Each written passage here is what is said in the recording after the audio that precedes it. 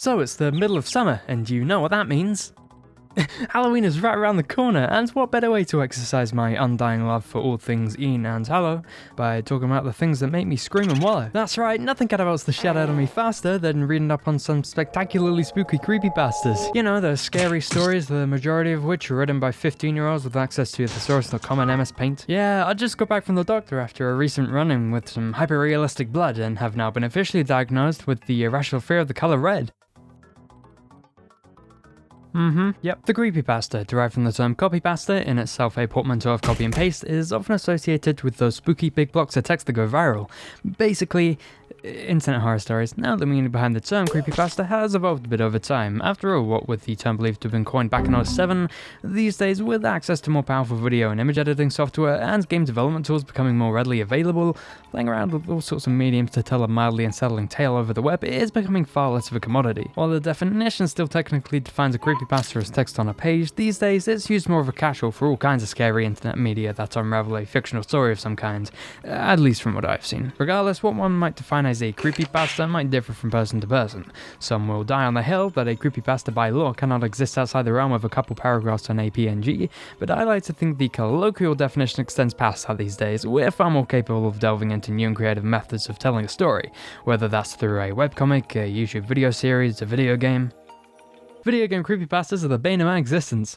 Video game creepypastas that abide by the standard definition of what a creepypasta is are the bane of my existence. Yeah, there's only so much spook you can squeeze out of a person through gushing about Ridge Racer on PS1 before throwing the disc in to find the game glitched out to hell and back and an anonymous message written on the backside of the disc in blood. These things, they sure are something. Ben Drown, Super Mario 128, Sonic.exe, these are just a handful of some of the most famous examples of what one might call a more traditional video game creepypasta, words and all. And don't you worry your haunted N64 cartridges, I'll get to those more in a bit. But I do want to make one thing clear, that there is a difference between a video game creepypasta and a creepypasta video game. The former, chicken scratch accompanied by spray paint. The latter, a video game based on a pre-existing pasta. Now that isn't to say that sometimes a creepypasta video game won't be made to accompany the original text-based video game creepypasta to add to, or sometimes act as an integral part of the experience, and sure, I may give them a mention. But that's not what this here video is about. Slenderman the 8 Pages isn't a video game creepypasta.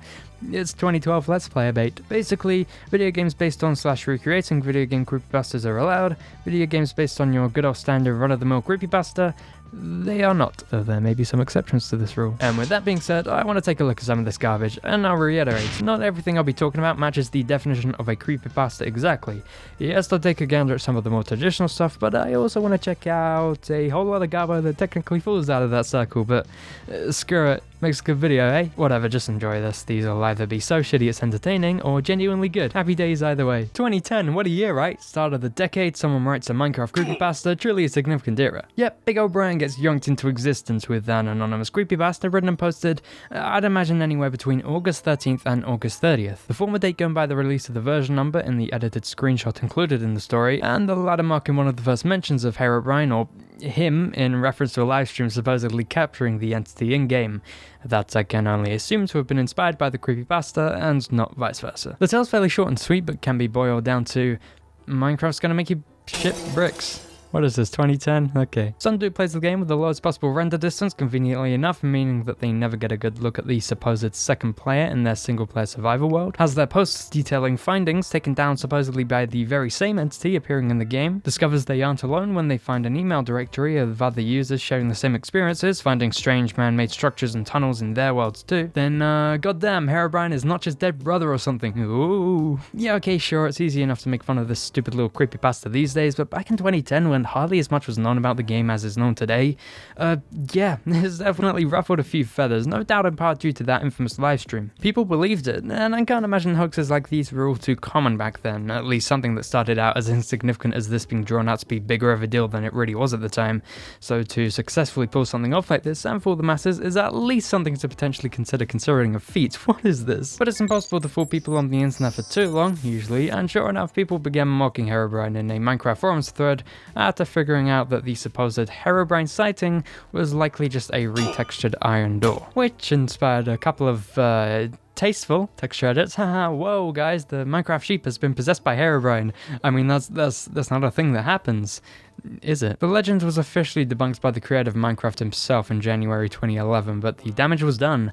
The snowball effect this thing spawned had an undeniable part to play in exploding the legend of Herobrine. Yeah, nothing gets the adrenaline pumping more than this, so no wonder Herobrine went on to become one of the biggest internet legends of all time, to this day even appearing as an official Easter egg of sorts, hiding in several pieces of promotional artwork and by name via that infamous removed Herobrine tag written into the Minecraft Java update logs. Yeah, people have a bit of an attachment to this stupid bitch. The pasta itself's definitely a product of its time and not something anybody could really get away with today, but hey, if anything, it's easy to appreciate the subtlety here. It doesn't try to oversell itself, you know, maybe the lack of an obnoxiously dumb reveal is what led more people to believe it, if only for a moment, but as far as decade-old urban legends go, it's a neat little slice of internet history.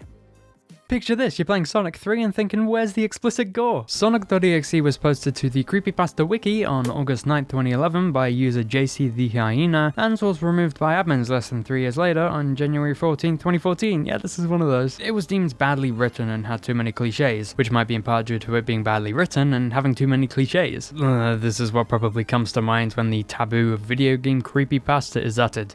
It's one of the most infamous examples for a reason. Quick rundown, some dude named Tom gets sent a CD, there's a warning attached telling him to destroy it, ignores the warning because creepypasta, and plays the game anyway, calls the game hyper-realistic about 4 times and finds a piss-stained Sonic plush on his bed. I don't know. Yeah, that about sums up Sonic.exe. And hey, what could possibly be spookier than a .exe file? I don't know, measles. Yeah, this thing was full of garbage writing and the opposite of a spooky story, unless by some astronomical chance you have a crippling fear of bad grammar, in which case boy have I got some unfortunate news for you. Sonic.exe was stuck under the radar for about a year and didn't really pick up traction until a game based on the story was posted to GameJolt on August 13th, 2012, created by Mist Crimson. Hey, you know that joke critique the classic Sonic games get? All you do is hold right to win? Yeah? Yeah? This is a jump scare simulator. It's 2012 Let's Play, babe. Yep, this stupid little game rocketed awareness of Sonic.exe, putting it on display for the world to see. And to say it was mocked is an understatement. Sally.exe was released as the spookier, edgier sequel to that game, not the sequel to the creepypasta, Sonic.exe Rounds 2, which was just as, if not more, terribly written than its predecessor. Sally.exe is the sequel to the Sonic.exe game, both developed by Miss Crimson. Sonic.exe Round 2 is the official sequel to the Sonic.exe creepypasta, both written by JC the Hyena. We have the speed, sick. While Sonic.exe Round 2 never really gains any traction, both the Sonic.exe and Sally.exe games both became brief viral hits, and thus, wham, 2 games taking the absolute piss out of the duology, Sunky.mpeg and Silly.tiff. Deadass, I love these 2 absolute shitposts. Oh, you got the little Sonage taking care of his friends, teaching him to dance, making him cereal. He really do be out here teaching us the true values of how to make a 5-minute walking simulator actually interesting. Also, these games are unironically kind of funny. But they're also nice. See, I was gonna break somebody's spine when Tails began crying, but then he learns to dance and Sonic feeds him cereal, so hey, can't complain, they made my boy Tails' day. These games also work as actual criticism of how dumb and stupid Sonic.exe and Sally.exe are. Like the opening of Silly.tiff uses the upbeat Battle Against a Weak Opponent track from Earthbound, because Sally.exe makes a serious attempt at trying to spook the player by playing The Place, also ripped straight from Earthbound. Like, come on, if you want to genuinely scare the player, don't use well-known pre-established music. If you want to do that, just dip a beloved character in Cheetos and boom, homicide. Other than that, Sunky and Silly are just dumb and stupid, but hey, dance moves and breakfast, what's not to love? Also, it's impossible to mention Sonic.exe without mentioning the copious amounts of crappy.exe games it spawned. Mario.exe, Sonic2.exe, Undertale.exe, Gomo.exe, what? I'll just let that one fester for the rest of time. I'll get back to it when I feel like I'll get possessed if I don't. Yeah, it feels like sticking in the 2010s ain't doing us much good, so let's travel back to this cut part of a console. NES Godzilla Creepypasta. The NES Godzilla Creepypasta is a creepypasta based on NES Godzilla, where you play as NES on the Godzilla and fight a moth or some shit. The general premise here is nothing new. Some dude finds a game they played as a kid years later in a piss-ridden alleyway or something, and hey presto, spooks. However, certain creepypastas become a deal for a reason, and in this case I think it's fair to say it is due to this, and probably this. Also, it's incredibly long for an internet horror story. I sat down to read this one. Some say to this very day my detached conscience is still reading this thing somewhere and is still at least mildly unsettled. And that's just the thing. I did sit down to read NES Godzilla Creepypasta some time ago and dropped off about midway through. It was intriguing, sure, but for whatever reason it didn't captivate me too well. This thing is split into 8 chapters and an epilogue, illustrated too, littered with emulator quality screenshots supposedly straight from the haunted cartridge. But the thing is, half the pasta is essentially describing what we're looking at in the screenshots, and I understand it, immersion, but do I really need to be let known about what I'm looking at in a caption? This is like reading a YouTube Let's Play, I don't like it. This is probably just the perfectionist in me too, but I never like how people try to prove there's a ghost in the game by drawing sprites that make some attempt at following some kind of pixel art guidelines, yet are still way too complex for a system like the NES to display, leaving them in this weird middle ground of being too detailed to be NES styles, but not detailed enough to look like Poltergeist brand imagery. The visuals are definitely hit and miss, like sometimes you'll be treated to some kick-ass pixel art, this is wicked, other times, this. Now there is some legitimate sprite glitching here and there, with the game starting out almost immediately with it, so this is probably very likely absolutely all some ghosts doing, but I've never played NES Godzilla, who am I to argue? Well, the story here exists in a state I like to call non-existent for the majority of the pasta, focusing more so on the perpetually strange and grotesque nature of the game itself for the most part. And boy, do things get wacky. We got all kinds of funhouse spawn to go cat.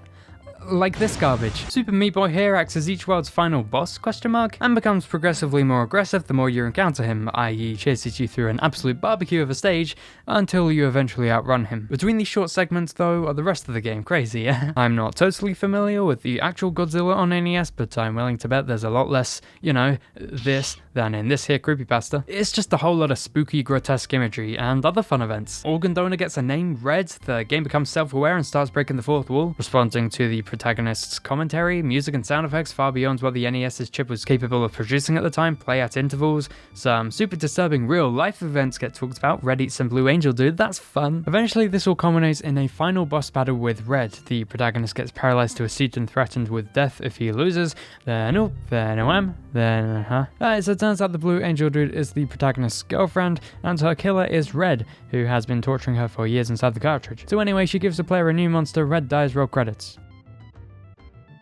And this stupid bitch sells the cartridge on eBay like a stupid bitch. Why? Why would you do that? Yeah, this ending's kinda garbage. This story is gradually built up to have some genuine payoff.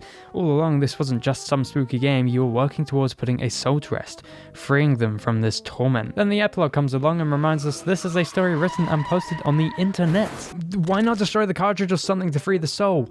I'm a stickler for twist endings, but selling your dead girlfriend crosses the line just a little. That being said, the epilogue is the only stinker here. The rest is a decent read. Just ignore the final few paragraphs and you have yourself a legitimately quality creepypasta here. And hey, if you're itching to see this thing come to life, a few iterations of what the Haunted game could have actually looked like are being actively developed and worked on. It's genuinely interesting to see people's interpretations of how some of the whack-ass gameplay would have unfolded in motion. But hey, what's more haunted than a haunted town? Lavender Town Syndrome, this is a little squirt stain of a story. Look, it fits in a 16:9 aspect ratio. Rumor has it that the music that plays in the somber Lavender Town in the original Japanese releases of Pocket Monsters Red and Green originally contained specific high-frequency tones that gave young people, reportedly between the ages of 7 and 12, nosebleeds, irritability, insomnia, vomiting, and even drove 70% of reported victims to suicide.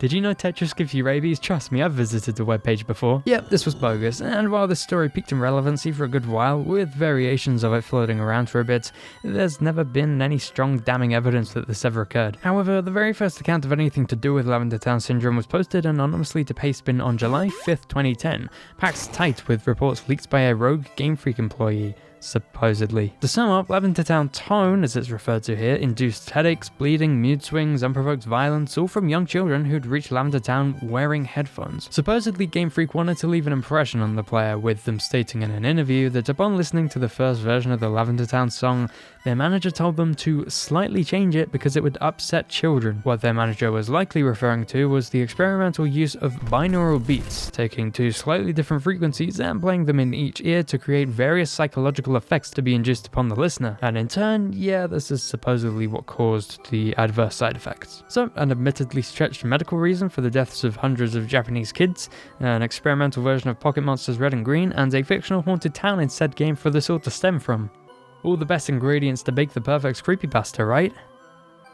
We're missing a couple ghosts. As out there as this sounds, I mean, it makes sense. What better story to accelerate than getting people to believe that the town haunted by dead Pokemon was, you know, haunted. The music is genuinely unsettling to some people, and picking out the details that can't be easily fact-checked is enough to perpetuate an urban legend. If the suicides took place in Japan over 20 years ago, well, anyone in the West wanting to look any deeper into it would have to somehow uncover and translate the reports, said to have been silently covered up by Game Freak themselves. If the frequencies are only high enough for a young kid to hear, that's convenient enough that an adult, or even a teenager, wouldn't be able to dig much further on their own. Pocket Monsters Red and Green featuring an exclusive early version of Lavender Town's theme, while Pokemon Red and Blue, and Yellow if you're an advocate for the word technically, never seeing this, again, it's easy to fact check this stuff these days with a quick Google search, but when your only lead is a pastebin, yeah, things get wacky. People have claimed legitimacy of supposed evidence of messages hidden in the Lavender Town music through analysing spectrogram outputs, attempted to prove that the original Japanese Red and Green versions of the game had specific binaural frequencies that would cause nausea, even supposedly posted the original version of the song that caused all this. Come on, what did Lavender Town ever do to you? Well, technically, that last part is true. Apparently, Lavender Town's theme did induce mild discomfort and was reportedly changed for NTSC and PAL regions. But spooky contrived hidden messages and a piece of software that its respective hardware only ever allows for 8-bit 4-track chiptune composition?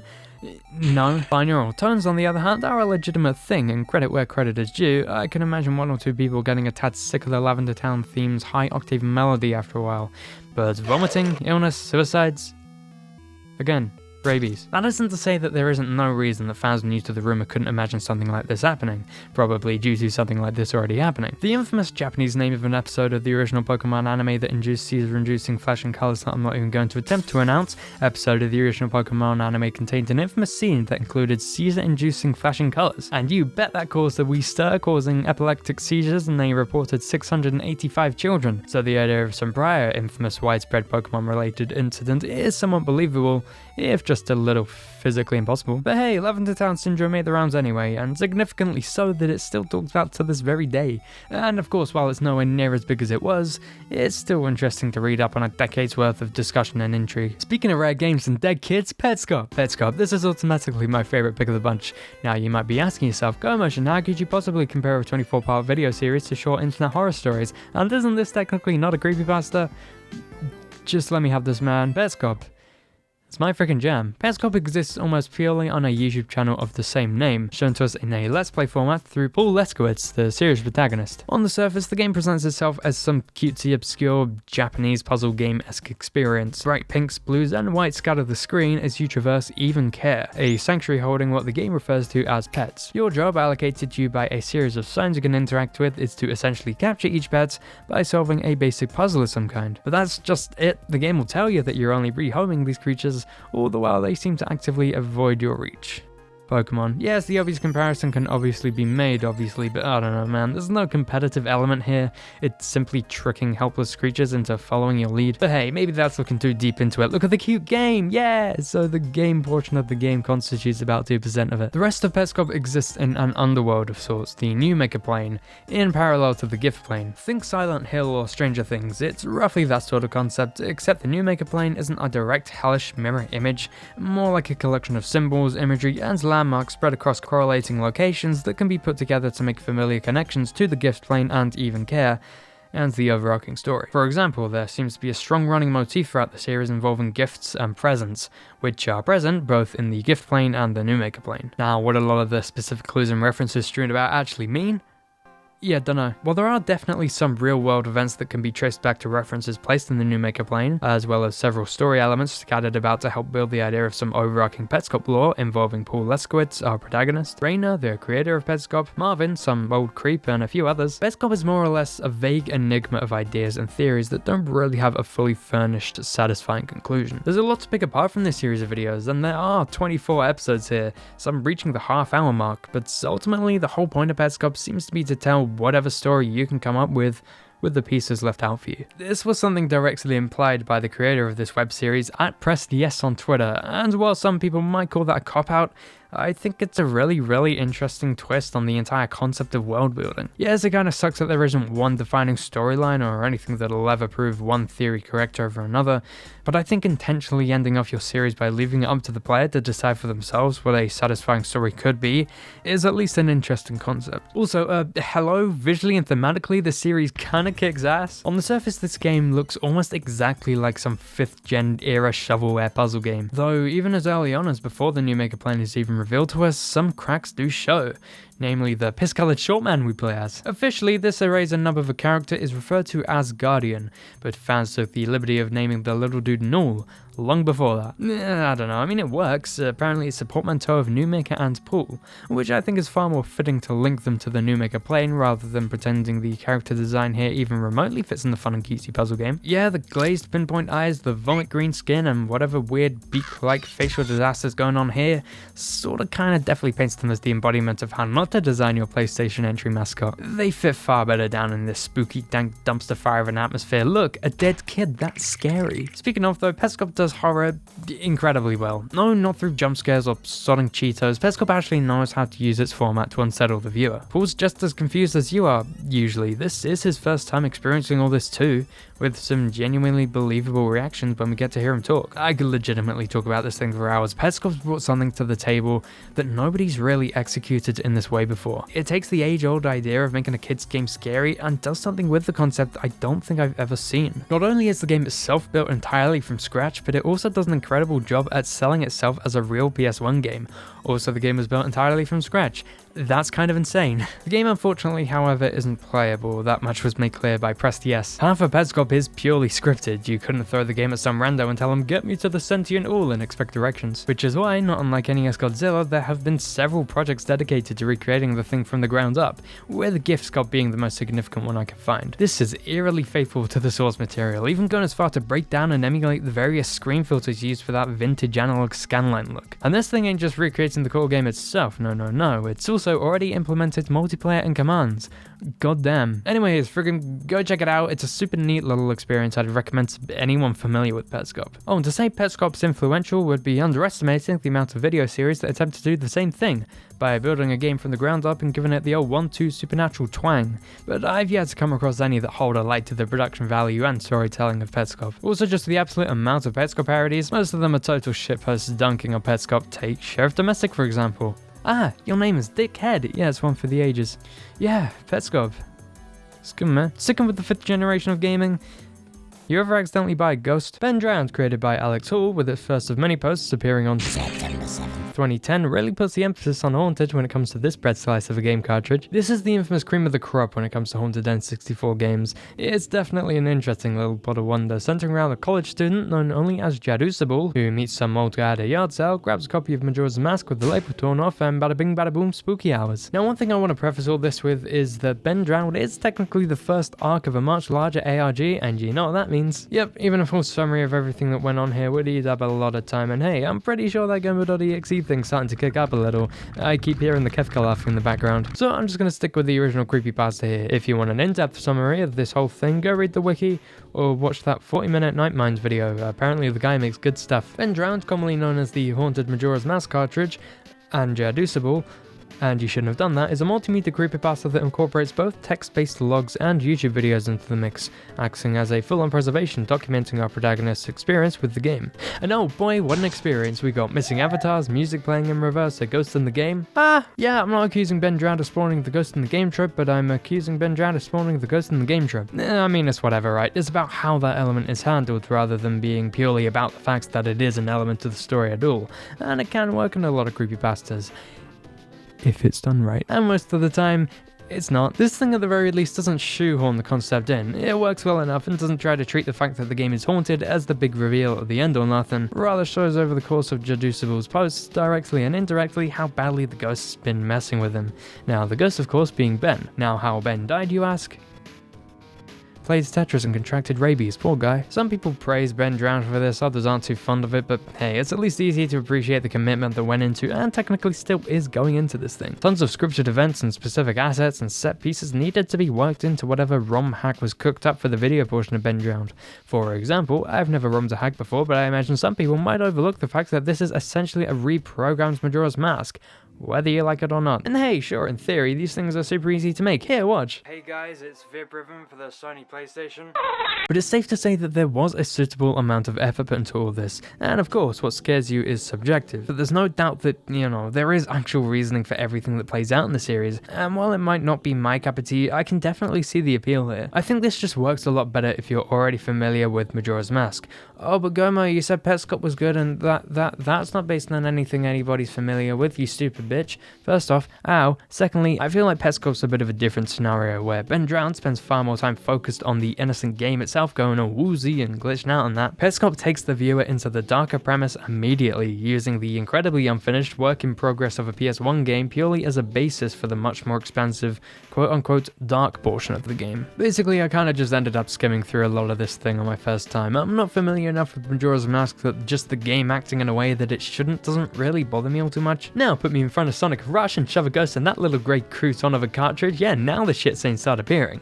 But if I don't have any investment in the source material, I'm not gonna care so much when you throw a spanner in the works. I'm sure any die-hard Majora fan would get a kick out of this at the very least, and even still, for those who want a good spooky story to gawk at for an hour or two, there's a ton of ARG content in addition to sift through if you just want a solid ghost story. All in all, Ben Drowned is decent, just not my thing. Speaking of haunted N64 cartridge related segues, the Super Mario 64 conspiracy theories.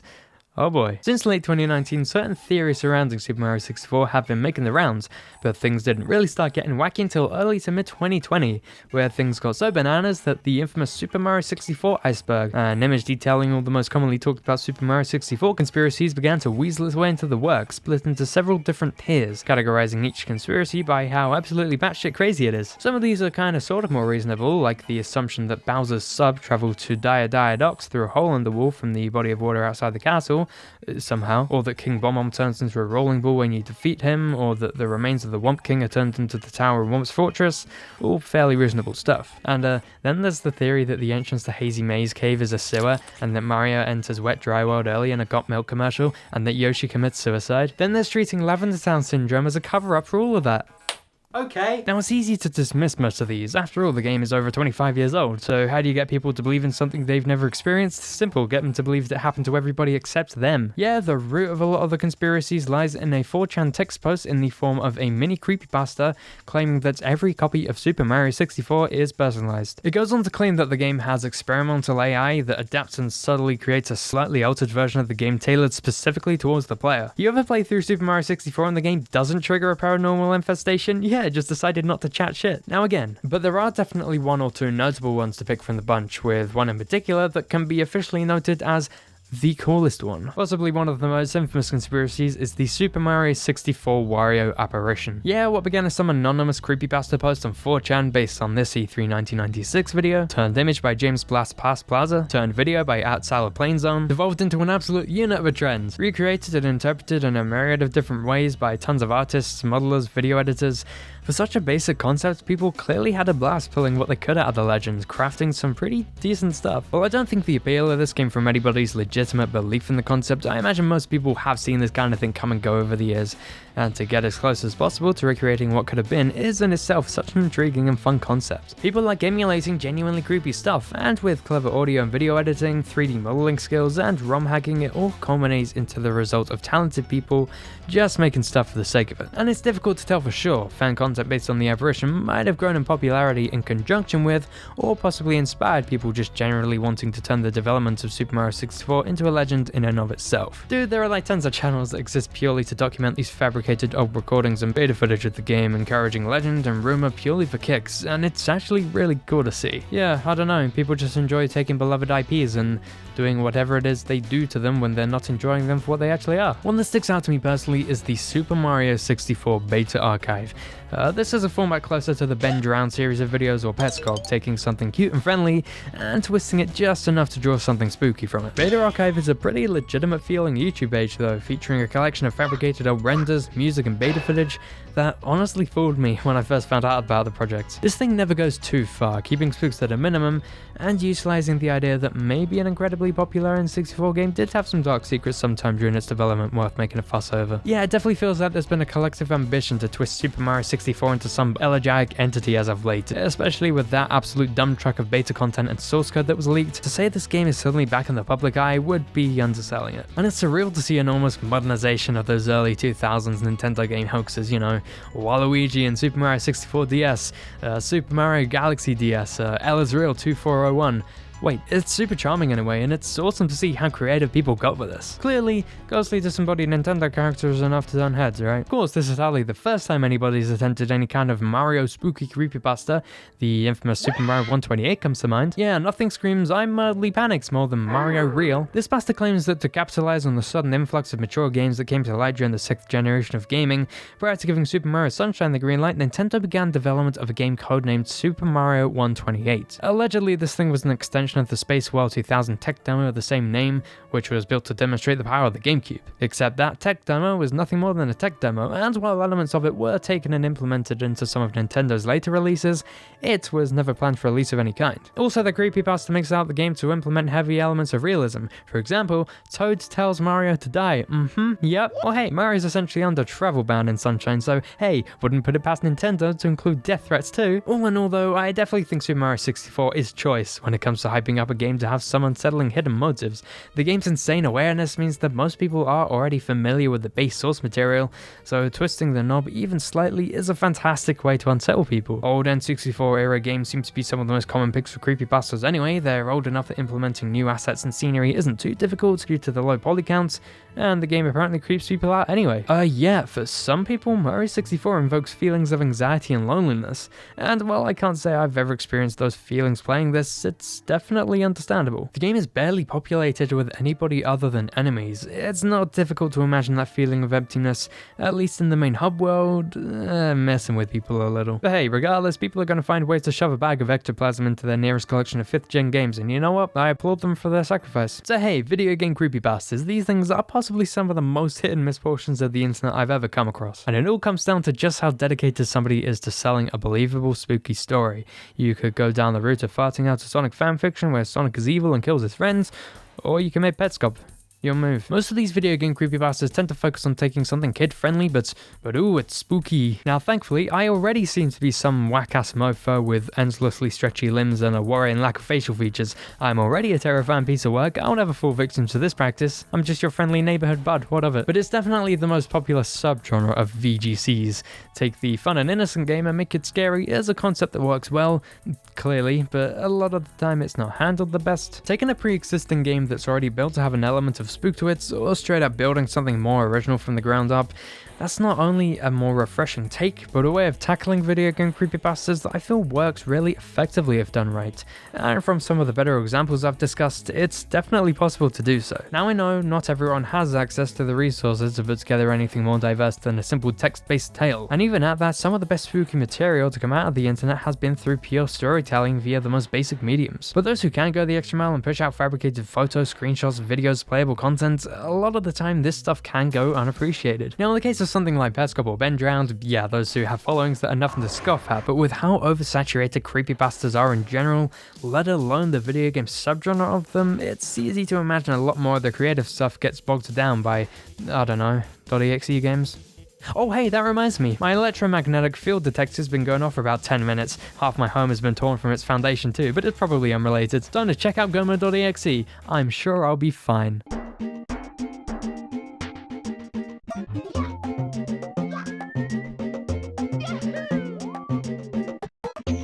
Well, gonna be honest, that was shit.